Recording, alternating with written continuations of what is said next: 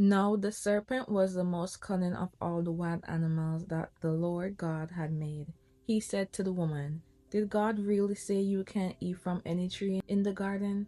The woman said to the serpent, "We may eat the fruit from the trees in the garden, but about the fruit of the tree in the middle of the garden, God said, 'You must not eat it or touch it, or you will die.'"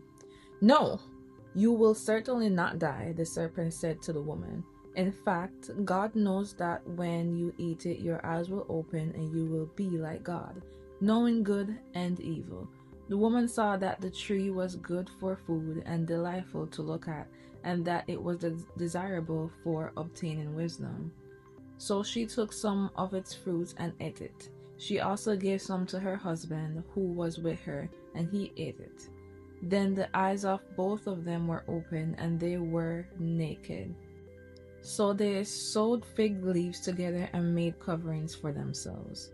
Then the man and his wife heard the sound of the Lord God walking in the garden at the time of the evening breeze, and they hid from the Lord God among the trees of the garden. So the Lord God called out to the man and said to him, "Where are you?" And he said, "I heard you in the garden, and I was afraid because I was naked, so I hid." Then he asked, "Who told you that you were naked? Did you eat from the tree that I commanded you not to eat from?" The man replied, "The woman you gave to be with me, she gave me some fruit from the tree, and I ate." So the Lord God asked the woman, "What have you done?" And the woman said, "The serpent deceived me, and I ate."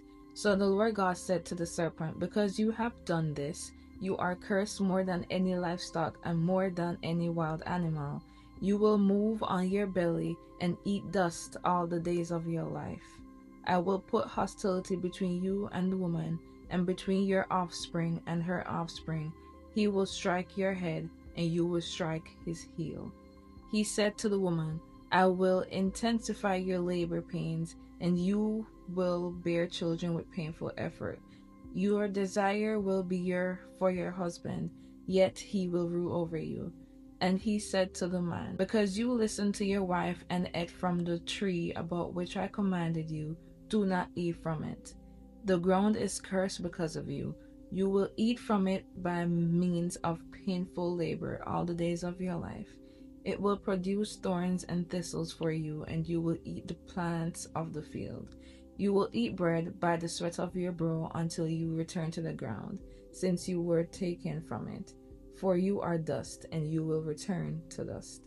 The man named his wife Eve because she was the mother of all the living. The Lord God made clothing from skins for the man and his wife, and he clothed them. The Lord God said, "Since the man has become one of us, knowing good and evil, he must not reach out, take from the tree of life, eat, and live forever." So the Lord God sent him away from the Garden of Eden to work the ground from which he was taken. He drove the man out and stationed the cherubim and the flaming, whirling sword east of the Garden of Eden to guard the way to the tree of life. If you want to stay rooted with me on this journey, go ahead and subscribe. Whether it's your first time opening the Bible or your 100th, I'm glad that you're here. That was Genesis chapter 3.